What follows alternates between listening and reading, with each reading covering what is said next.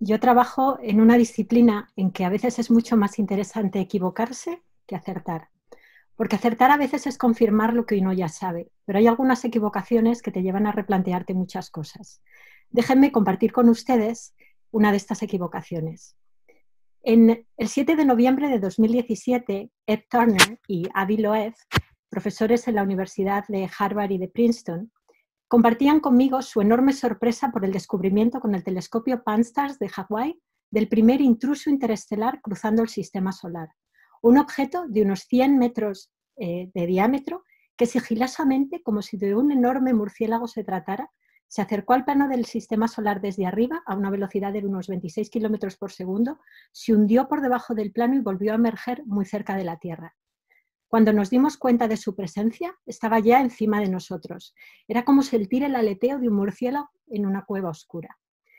El 14 de octubre de 2017, el día de mi cumpleaños, estaba en su punto más cercano a la Tierra, a tan solo 60 veces la distancia a la Luna, y se acercó para felicitarme y para decirme: te has equivocado. Y nos habíamos equivocado porque casi una década antes, Ed Turner, Avi Loeb y yo habíamos escrito un artículo donde afirmábamos que la posibilidad de descubrir uno de estos intrusos interestelares con la tecnología actual era muy sombría y que para su detección tendríamos que esperar hasta que el observatorio Vera Rubin empezara a operar en el 2022. Este observatorio, en los Andes chilenos, será capaz de fotografiar la totalidad de su cielo disponible cada pocas noches con una profundidad sin precedentes y detectará todo lo que se mueva, incluyendo numerosos intrusos interestelares y una ingente cantidad de objetos del cinturón de Kuiper, asteroides y cometas que aportarán una información valiosísima sobre nuestro origen.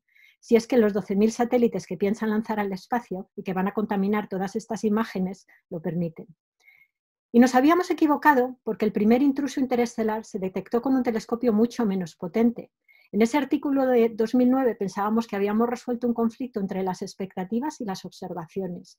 Nunca se había detectado un intruso interestelar entrando en el sistema solar y nosotros explicábamos que esto era así porque el número de estos objetos en el espacio era demasiado bajo. Otros autores confirmaron nuestros resultados tan solo unos meses antes de que se detectara Oumuamua. Y fue así como se llamó a este primer intruso interestelar, Oumuamua, que en hawaiano significa mensajero lejano que llega primero. Yo había hecho los cálculos para el artículo de 2009, así que saqué mis notas y por la noche, mientras mis hijas Luna y Estela dormían, me puse a pensar y repensar el problema, y muchos otros de mis colegas hicieron lo mismo. Lo que no sabíamos entonces es que a medida que se conocieran más cosas sobre Oumuamua, esa sorpresa inicial por su visita se convertiría en el más absoluto desconcierto. Pero déjenme rebobinar un poco, es más, déjenme rebobinar mucho hasta el principio de los tiempos. Tres de las grandes preguntas que desde tiempos inmemoriales han inquietado al ser humano son: ¿de dónde venimos? ¿A dónde vamos? ¿Y si estamos solos en el universo? ¿Cómo se forman los planetas del sistema solar, incluyendo la Tierra? ¿Cómo ha evolucionado el sistema solar a lo largo de su historia? ¿Cómo surgió la vida? ¿Podría haber vida en otros sistemas planetarios?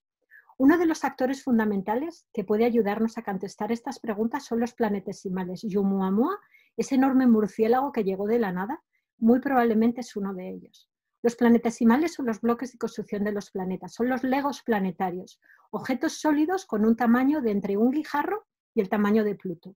Se forman en los discos de gas, hielo y polvo en los que nacen las estrellas. Estos discos son muy densos y los diminutos granos de polvo, que son 10 veces más pequeños que el grosor del cabello de un bebé, chocan entre sí y se adhieren unos a otros. Al principio se forman objetos del tamaño de un guijarro y después planetesimales más y más grandes.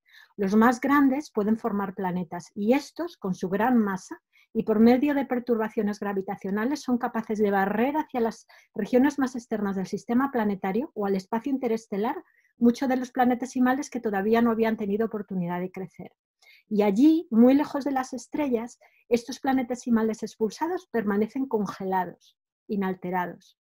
Como veis, el proceso de formación planetaria comienza de una manera ordenada, pero termina en un verdadero caos, que deja planetesimales interestelares desperdigados por todo el espacio. Es como cuando tienes un bebé que tiene sus juguetes colocaditos y después cuando crece, bueno, pues ya saben. Esto sucedió en el sistema solar joven cuando Júpiter y Saturno expulsaron la mayoría de los planetesimales del sistema solar al espacio interestelar. Pero muchos de estos planetesimales fueron lanzados también hacia el interior del sistema solar, chocando con los planetas terrestres, produciendo muchos de los cráteres que ahora observamos en la Luna, Marte, Mercurio. Los planetesimales, como ven, no solo juegan un papel fundamental en la formación de planetas, sino que también juegan un papel muy importante en su habitabilidad, porque todas estas colisiones presentan un peligro para la vida. Pero también puede ser una fuente de vida, porque sabemos que los planetesimales aportaron agua a los planetas terrestres y este es un ingrediente crítico para la vida. También podrían haber aportado material biológico. Los nocivos rayos cósmicos son capaces de romper las moléculas de ADN, pero solo penetran unos metros en los materiales sólidos. Así que si hubiera células vivas enterradas en estos planetesimales, podrían sobrevivir travesías interestelares de millones o incluso cientos de millones de años. Cualquier célula sometida a temperaturas interestelares próximas al cero absoluto, se encontraría en un estado de animación suspendida y los experimentos del laboratorio indican que sería posible que pudieran soportar el impacto contra el planeta. Es por esto que estos guijarros tan modestos pueden ayudar a dar respuesta a esas preguntas existenciales sobre nuestro origen, que desde tiempos inmemoriales han inquietado al ser humano. En el sistema solar, todo lo que sabemos sobre los planetesimales proviene de las observaciones de los asteroides, los cometas, los objetos del cinturón de Kuiper y de las pequeñas lunas de los planetas gigantes. Estos objetos han experimentado transformaciones en sus superficies que durante miles de millones de años han estado expuestas a la radiación y a los rayos cósmicos, pero en muchos casos sus interiores contienen material primigenio, los bloques de construcción de los planetas. Son como cápsulas en el tiempo que nos trasladan a un pasado remoto, al del origen de nuestro sistema solar y de la Tierra, esa brizna azul en la que navegamos por el cosmos. Pero fuera del sistema solar los planetesimales no se pueden observar, a no ser que nos visite uno. Los intrusos interestelares como Oumuamua nos brindan una oportunidad extraordinaria de estudiar de cerca cómo un planetesimal de otro sistema planetario que ha sido expulsado al espacio interestelar, cómo son estos planetesimales interestelares, porque estos han deambulado durante millones de años permaneciendo mayormente inalterados. Una de las sorpresas que nos dejó Oumuamua es que este tipo de objetos deben ser muy comunes. Sabemos que si logramos detectar este cuerpo relativamente pequeño fue porque pasó muy cerca de la Tierra. Y de esto podemos deducir que hay unos 10.000 objetos del tamaño similar o mayores que Oumuamua dentro de la zona planetaria, que se define como la esfera de un radio de la órbita de Neptuno. Y que Oumuamua es solo el primero que se ha acercado lo bastante como para detectarlo.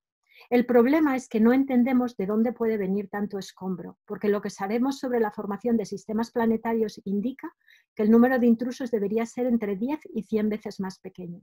¿Dónde nos estamos equivocando? Otra sorpresa que nos dejó Oumuamua fue su morfología.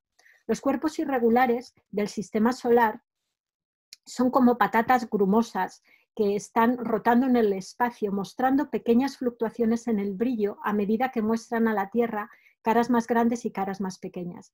En el caso de Oumuamua, estas fluctuaciones eran muy pronunciadas, mucho más que en cualquier objeto del sistema solar, lo que indica que este objeto era muy elongado, unas 6 veces más largo que ancho, una morfología muy inusual en el sistema solar. Pero la mayor sorpresa llegó cuando se inspeccionó en detalle la órbita de Oumuamua y se descubrió que el objeto estaba siendo acelerado como un cohete. Esta aceleración es típica en cometas por el empuje asimétrico de los hielos que se subliman en el lado diurno. Pero en el caso de Oumuamua esta interpretación tiene un problema, y es que Oumuamua nunca mostró evidencia de esa pérdida de gas o de polvo. El gas puede ser difícil de detectar, pero siempre arrastra partículas de polvo que se hubieran detectado con facilidad.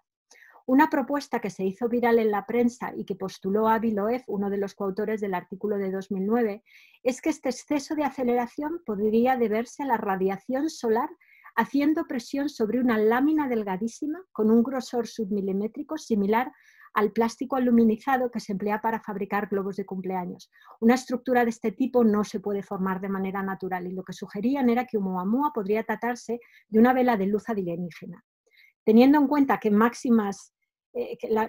la máxima que afirmaciones tan extraordinarias como esta requieren de pruebas extraordinarias, y a pesar de que me hubiera hecho muchísima ilusión que una civilización alienígena me hubiera mandado un enorme globo de cumpleaños, me puse a la tarea de buscar una explicación diferente. Y como alternativa propuse que se trataba de una enorme pelusa cósmica con una estructura fractal. Y llegados a este punto seguro que están tratando de sopesar si es más descabellado que sea una nave alienígena o una pelusa cósmica. Y es que hasta ese punto ha llegado el desconcierto de la comunidad científica con respecto a este objeto. Esta es una partícula interplanetaria del tamaño, del grosor, tiene un tamaño que es como el grosor de un cabello. Estas partículas que se encuentran en el espacio interplanetario tienen una estructura fractal. Y lo que propuse fue que Oumuamua podría ser algo así, pero en una escala mucho mayor. Tendría una densidad 100 veces menor que el aire, una estructura extraordinariamente porosa, y eso le daría una superficie muy grande con muy poca masa, lo que le permitiría a este objeto ser empujado por la luz solar. Y la razón por la que propuse esta estructura, una estructura fractal, es porque estas estructuras se encuentran en muchas formas de la naturaleza y se cree que surgen de forma natural porque sus procesos de formación involucran procesos estocásticos, aleatorios. Y el proceso de formación de planetesimales es un proceso estocástico porque consiste en el crecimiento por colisiones de partículas de polvo diminutas. Lo que sugerí es que Oumuamua podría ser uno de estos productos intermedios del proceso de formación de planetas que surgen de manera natural del crecimiento por colisión de granos de polvo cubiertos de hielo. Y si esto fuera así, sería extraordinario, porque se sabe muy poco sobre los productos intermedios de la formación de planetas. Y estos brindan una oportunidad sin precedentes para poner a prueba las teorías de formación planetaria. Uno de los mayores dolores de cabeza de estas teorías es cómo se forman los planetesimales del tamaño de 1 metro. Es fácil hacer crecer partículas de polvo diminutas hasta guijarros de 1 centímetro.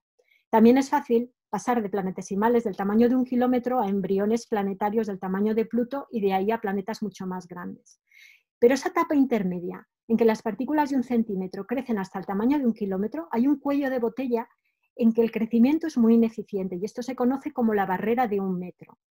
Uno de los mecanismos que se han propuesto para favorecer el crecimiento es que estos objetos sean muy porosos porque ayudaría a que se pegaran unos a otros cuando chocan. Otra idea interesante es que los objetos interestelares de más de 1 metro, que había muchísimos desperdigados por toda la galaxia, puedan quedar atrapados en cantidades significativas en regiones de formación de planetas por su fricción con el gas que allí existe. Si esto es así, podrían hacer de semillas para la formación de planetas, porque ya no nos tendríamos que preocupar por la barrera de 1 metro, ya que planetesimales de ese tamaño y más grandes podrían venir de fuera. Esto no explicaría cómo se formó la primera generación de semillas, pero podría aliviar el problema de requerir que todos los ambientes donde se están formando planetas tengan las condiciones especialmente ajustadas para superar ese cuello de botella que dificulta la formación de planetesimales de 1 metro. Borisov es el segundo objeto interestelar que se ha detectado. Es radicalmente diferente que Oumuamua. Borisov es similar a un cometa del sistema solar de unos 200 metros a 500 metros de tamaño. No es ni mucho menos tan alargado y tiene emisión de gas y de polvo, exactamente lo que nos esperábamos de un planetesimal interestelar procedente de otro sistema planetario. Es más, sabemos que procede de su región más fría, de este sistema planetario, porque Borisov es muy rico en monóxido de carbono, que solo puede mantenerse en forma de hielo a temperaturas muy frías. Así que tiene que proceder de una zona en el sistema planetario que está lejos de la estrella. De estos 10.000 intrusos interestelares del tamaño similar o mayor a Oumuamua que se supone que hay en la zona planetaria, solo se han detectado 2 y son extraordinariamente diferentes. Y como decía, en 2022 el observatorio Vera Rubin abrirá sus ojos o su ojo y sin duda descubrirá muchísimos más. El potencial de descubrimiento en este campo es enorme. El descubrimiento de estos intrusos interestelares ha abierto una nueva era en astronomía por la oportunidad que nos brinda de observar de manera directa un fragmento mayormente inalterado de otro sistema planetario en formación. Podemos incluso soñar con examinarlo de cerca y tomar muestra para ser analizada en nuestros laboratorios. Es una oportunidad extraordinaria, pero también un reto extraordinario. Se tarda al menos una década, a veces 2, en diseñar, aprobar, construir y lanzar una misión espacial. Y lo conozco personalmente porque desde hace 7 años trabajo en la instalación científica más compleja que NASA y las agencias espaciales europea y canadiense van a poner en el espacio. Con la tecnología actual, no es por tanto factible esperar a construir una misión espacial para visitar uno de estos intrusos interestelares una vez que haya sido identificado este intruso. Como los cometas tienen este factor sorpresa, la Agencia Espacial Europea tiene una misión que se llama Interceptor de Cometas, cuyo lanzamiento está previsto para el 2028, cuya idea es que esté estacionada en una órbita estable mientras espera a que descubramos algún objeto interesante que sobrevolar. pero el interceptor no tendrá la potencia necesaria para acudir al encuentro de ningún intruso interestelar, a no ser que por casualidad pase muy cerca de donde está estacionada la nave. Esto es así porque estos intrusos interestelares atraviesan el sistema solar a una velocidad extraordinaria. Poco más de un año después de pasar junto a la Tierra, Oumuamua se encontraba más allá de la órbita de Saturno. Pero es una oportunidad tan extraordinaria que los científicos se han lanzado a proponer diversas maneras para poder sobrevolar y quizás aterrizar en uno de estos intrusos. Por ejemplo, velas solares aceleradas por rayos láser emitidos desde la Tierra o por la presión de la radiación solar.